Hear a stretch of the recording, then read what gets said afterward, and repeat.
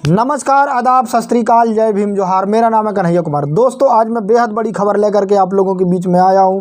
दोस्तों, खबर ये है कि जो इंडिया गठबंधन है, इंडिया गठबंधन के लिए बहन कुमारी मायावती जी के लिए मनाने में लगे हुए हैं और बहन कुमारी मायावती जी ने बहुत बड़ी बात कही है। जी हाँ दोस्तों, बहुत बड़ी बात की है बहन कुमारी मायावती जी ने। वो क्या बात है, हम आप लोगों को विस्तार से बताएंगे कि आखिरकार जो इंडिया गठबंधन बन रहा है, क्यों बन रहा है और क्या आगे चल करके ये सक्सेस होगा या नहीं होगा।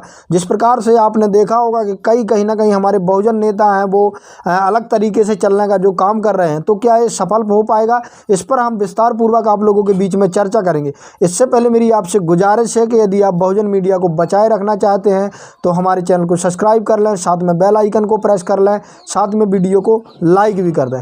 जी हाँ दोस्तों, सबसे बड़ी खबर है, जैसा कि आप लोगों को पता है कि 5 राज्यों के विधानसभा चुनाव हुए थे और कहीं ना कहीं जो 5 राज्यों का विधानसभा चुनाव हुआ था, 5 राज्यों के विधानसभा चुनावों को सेमीफाइनल के तौर पर देखा जा रहा था लोकसभा के। जी हाँ दोस्तों, तो जो लोकसभा का ये सेमीफाइनल देखा जा रहा था, कहीं ना कहीं बीजेपी ने जिस तरीके से एक तरफा जीत की है, कहीं ना कहीं सारे राज्यों में, खासकर जो देखा जाए जो हिंदी बेल्ट सबसे बड़े राज्य हैं, जैसे कि मध्य प्रदेश हो गया, छत्तीसगढ़ हो गया, राजस्थान हो गया, राज्यों में देखा होगा कि बीजेपी ने अपने बड़े हिंदी राज्यों में सरकार बनाई है। वहीं लग रहा है कि 2024 में कहीं ना कहीं बीजेपी पार्टी को हराना बहुत बड़ा मुमकिन हो जाएगा। जी हाँ दोस्तों, ये सबसे बड़ी खबर है और कहीं ना कहीं आप सभी लोगों को इस पर सोच विचार करना चाहिए। जिस प्रकार से आपने देखा होगा कि चाहे वो मनु मीडिया हो, चाहे वो बैठे हुए प्रशासन में लोग हों, चाहे सरकार में बैठे हुए लोग हैं, आपको ये आकलन करना चाहिए कि आने वाले समय में जिस प्रकार से ईवीएम में गड़बड़ियां होने का जो मामला लगातार आ रहा है, ऐसा कि देखा जा रहा है कि 5 राज्यों के विधानसभा चुनाव में ये आरोप लगते हैं कहीं ना कहीं बीजेपी पार्टी पर कि ईवीएम में गड़बड़ियां करके कहीं ना कहीं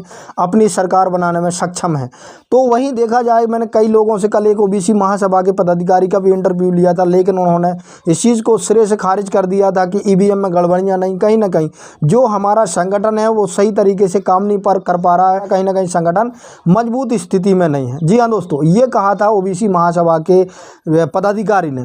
लेकिन दोस्तों, जिस तरीके से कई तरह के एग्जाम्पल, मैंने आपको एक सुबह वीडियो बताया था कि यहाँ पर जो बसपा प्रत्याशी जिस जगह से थे, जिस विधानसभा से, उन्होंने वो अपनी विधानसभा के अपने निज गांव में अपना वोट डाला, लेकिन जब वहां देखा गया कि ईवीएम में एक भी वोट नहीं था, कहीं ना कहीं इससे शक जाहिर होता है। और कहीं ना कहीं इस चीज़ के लिए यदि आप लोग चाहते हैं कि लोकतंत्र को बचाना है, तो आप लोगों को कहीं ना कहीं इस चीज़ के प्रति लोगों को जागरूक करना चाहिए। और जिस प्रकार से राजनीतिक पार्टियां कहीं ना कहीं ईवीएम का विरोध कर रही हैं, जब तक कहीं ना कहीं संगठित होकर के हमारी जनता, एसटी, ओबीसी समाज साथ नहीं आएगी, मुझे नहीं लगता कि कुछ होने वाला है।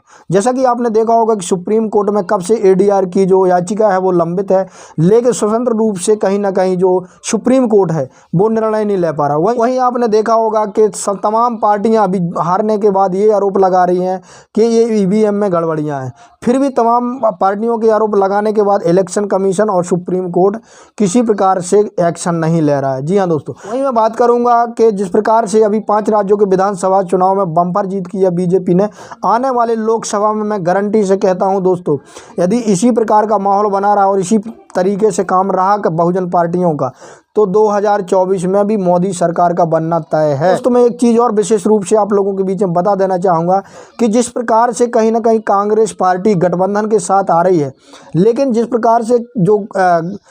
प्रकार से कांग्रेस पार्टी का काम करने का तरीका है, आपने देखा होगा कि मध्य प्रदेश में सबसे बड़ा जो खामियाजा है वो इसी चीज़ का भुगतना पड़ा है कांग्रेस पार्टी को कि उन्होंने ओबीसी, एससी, एसटी को ज़्यादा प्रतिनिधित्व नहीं दिया। जी हाँ दोस्तों, वहीं ओबीसी समाज इस बात से नाराज़ था और आखिरकार ओबीसी ने ये दिखा दिया कि यदि हमें जिस जगह प्रतिनिधित्व नहीं मिलेगा, हम उनको हराने का काम करेंगे। जो इंडिया गठबंधन है या जितनी भी तमाम बहुजन पार्टियां हैं, और कांग्रेस पार्टी को भी ये चीज़ सोचना होगा कि जो 85% है उन लोगों को उसी आधार पर कम से कम टिकट दिए जाएँ, ताकि कहीं ना कहीं एससी, एसटी, ओबीसी समाज, अल्पसंख्यक सभी लोग मिल करके आपको वोट करें। और कहीं ना कहीं ये जो मेरा अनुभव है कि सबसे बड़ा हारने का जो कारण था वो यही था कि भागीदारी देने में कहीं ना कहीं पीछे रह रही है। जी हाँ दोस्तों, एक और सबसे बड़ी खबर मैं आप लोगों को बताए दे रहा हूँ कि एक प्लान देखिए, आपको एक चीज़ सोचना पड़ेगा कि जो बीजेपी का प्लान होता है बहुत तगड़ा प्लान होता है, और कहीं ना कहीं जिस तरीके से वो पूरी रूपरेखा तैयार करते हैं, उस रूपरेखा तक चाहे वो बहुजन पार्टियां हो चाहे कांग्रेस पार्टी हो, उस रूपरेखा तक नहीं पहुंच पाती हैं। जी हाँ दोस्तों, अब देखिए अभी मैं 5 राज्यों के विधानसभा चुनाव परिणाम आने के बाद किस तरीके से बीजेपी पार्टी है जो स्ट्रेटजी अपना रही है। जी हाँ दोस्तों, मैं बात करूं तो मध्य प्रदेश में यहाँ पर ओबीसी सीएम बनाने की सबसे बड़ी कवायद की जा रही है। जी हाँ, कहीं ना कहीं उसी प्रकार से देखा जाए तो छत्तीसगढ़ में हो सकता है आदिवासी कैंडिडेट सीएम बने। जी हाँ, वहीं देखिए कि ओबीसी को लुभाने के लिए राजस्थान में भी ओबीसी कैंडिडेट को देखा जा रहा है। जी हाँ दोस्तों, तो कहीं ना कहीं इन तमाम प्रकार से देखा जाए कि बीजेपी पार्टी है कभी प्रतिनिधित्व देने में पीछे नहीं होती है। उनको पता है कि कमान हमारे हाथ में है, सीएम कोई भी बन जाए लेकिन कमान हमारे हाथ में रहती है। वही यदि और पार्टियां अपनाएं तो कहीं ना कहीं ज़्यादा संख्या में उनकी सीटें आ सकती हैं। लेकिन बात कर रहे थे हम 2024 के लोकसभा चुनाव की। जी हाँ दोस्तों, जैसा कि अभी कुछ समय पहले आपने देखा होगा कि प्रमोद कृष्णन ने एक बहुत बड़ा बयान दिया था, जो कांग्रेस पार्टी के सबसे कद्दावर नेता माने जाते हैं।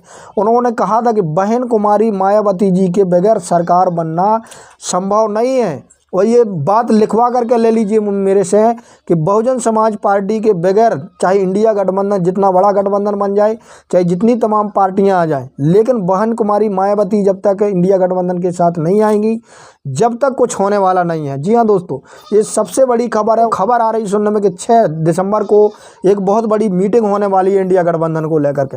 वहीं इंडिया गठबंधन में जो सबसे बड़ा काम किया जाएगा वो ये रूपरेखा तैयार की जाएगी कि बहन कुमारी मायावती जी को इंडिया गठबंधन में साथ कैसे लाया जाए।